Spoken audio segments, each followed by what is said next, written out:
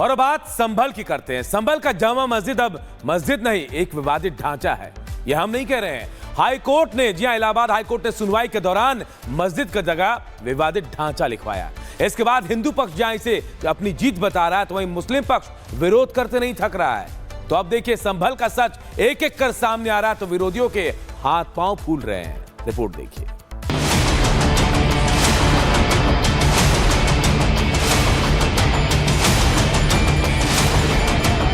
संभल में गूंज रहा है सनातनी जय घोष।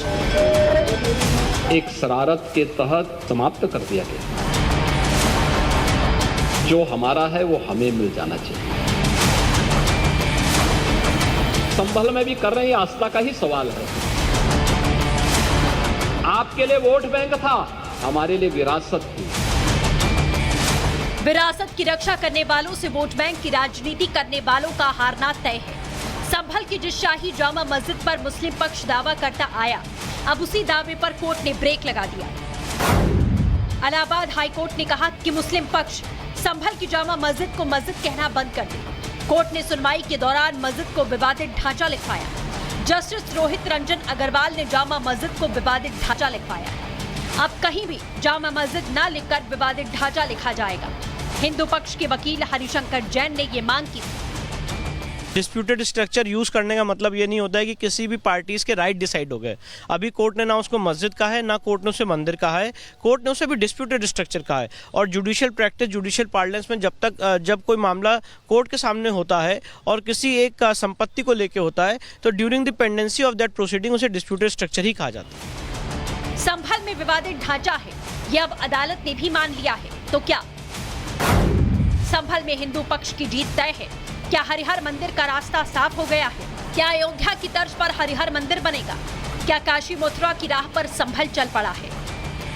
इन सवालों के जवाब तो भविष्य के गर्भ में छिपे हैं। हालांकि कोर्ट के फैसले से जहां हिंदू पक्ष खुश है, तो वहीं मुस्लिम पक्ष कोर्ट के फैसले पर सवाल उठा रहा है। झूठे तथ्यों के आधार पर जगहों पर जो कब्जा किया गया है, अब उसका समय आ गया है। ये विवादित स्थल नहीं, हरिहर मंदिर है और हरिहर मंदिर के नाम से जाना जाएगा। विवादित नहीं है, हमने तो जब भी देखा जामा मस्जिद रहेगा। आज से बाप दादाओं के जमाने से जामा मस्जिद ही है। हमारी बहुत बड़ी जीत है और इसे विवादित ढांचा जो है लिख देना चाहिए बोर्ड पे। जामा मस्जिद है, जामा मस्जिद ही रहेगी। हरिहर नाम के मंदिर के नाम से है प्रचलित, समझिए आप। तो उसको ना तो आप मिटा सकते हो, ना मैं मिटा सकता हूँ।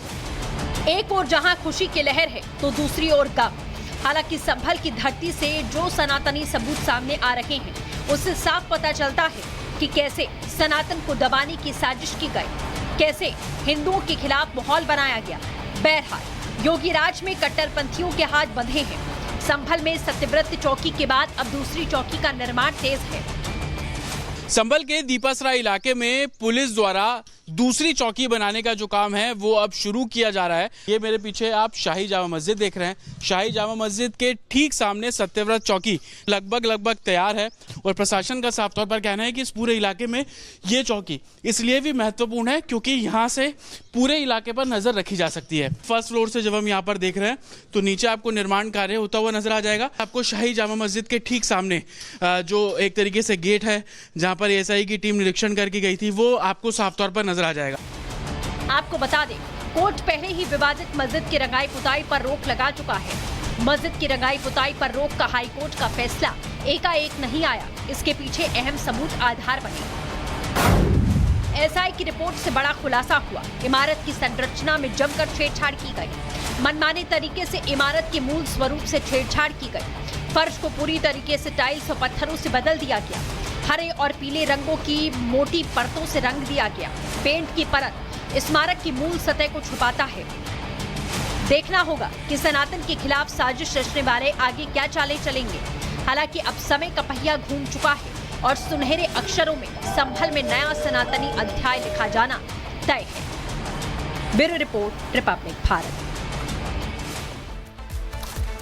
तो दर्शकों, जम्मू कश्मीर विधानसभा में नेशनल कॉन्फ्रेंस के विधायक सैफुल्ला पाकिस्तान का महिमा मंडन करते हुए नजर आए, जिसके बाद बीजेपी ने जमकर उन पर हमला बोला, जिसके बाद मुख्यमंत्री खुद सामने आए और सदन के पटल पर इस स्थिति को स्पष्ट करने की हर मुमकिन कोशिश भी उन्होंने की है। रिपोर्ट आपको दिखाते हैं।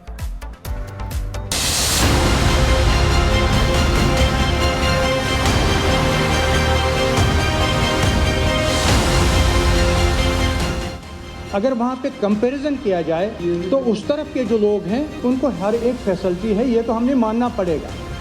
तो सुना आपने, पाकिस्तान की तारीफों के कसीदे पढ़े जा रहे हैं, कैसे पाक प्रेम उमड़ रहा है। जम्मू कश्मीर की विधानसभा में ये कसीदे पढ़ने वाले विधायक कोई और नहीं, ये सत्ताधारी एनसी यानी नेशनल कॉन्फ्रेंस के त्रेहगाम के विधायक सैफुल्ला मीर हैं, जिन्हें भारत से ज्यादा विकास पाकिस्तान में दिखता है। दरअसल जम्मू कश्मीर विधानसभा का सत्र चल रहा है, जिसमें अपनी विधानसभा के विकास की बात कहते हुए सैफुल्ला मीर ये भूल गए कि वो भारत में एक विधायक के पद पर हैं और जम्मू कश्मीर की विधानसभा में खड़े हैं और पाकिस्तान में कैसे विकास हो रहा है इसके पुल बांधने लगे। सैफुल्ला मीर ने कहा कि सर्दियों में उनके क्षेत्र के इलाके पूरी तरह बाकी देश से कट जाते हैं। वो कनेक्टिविटी के लिए टनल की मांग करने लगे, सरकार से डीपीआर बनाने की मांग की, कहा पाकिस्तान की सड़क भारत से बेहतर है। वहीं पाकिस्तान की तारीफ सुनते ही सदन में मौजूद बीजेपी के विधायक भड़क गए। बीजेपी विधायक आरएस पठानिया ने जहां अपनी आपत्ति दर्ज करवाई तो विधायक सुनील शर्मा ने जमकर हंगामा किया। वहीं बीजेपी विधायक आरएस पठानिया ने कहा कि सैफुल्ला के पाक प्रेम से लगता है कि उन्हें पाकिस्तान जाकर चुनाव लड़ना चाहिए। इस कंट्री ने भारत के आंतरिक मामलों में, चाहे वो पंजाब हो या चाहे बाकी नॉर्थ ईस्ट के क्षेत्र हो या जम्मू कश्मीर हो, जिसको सुलगता रखा है। बड़े अफसोस की बात है कि नेशनल कॉन्फ्रेंस के विधायक ऑनरेबल एमएलए मीर सैफुल्ला, जो नेशनल कॉन्फ्रेंस के एक बहुत वरिष्ठ नेता भी हैं, और उनको उस कंट्री की, उस मुल्क की याद आ रही है विधानसभा में। अरे इतना ही प्रेम है वहां से, तो अगला चुनाव या इसी चुनाव में इनको वहीं क्यों ना भेजा जाए। एक तरफ बीजेपी ने हंगामा तेज किया तो वहीं एनसी के एक और विधायक नजीर खान ने सैफुल्ला का समर्थन कर दिया। कहा कि अगर किसी ने अच्छा कोट पहना है तो उसका कोट अच्छा ही कहा जाएगा।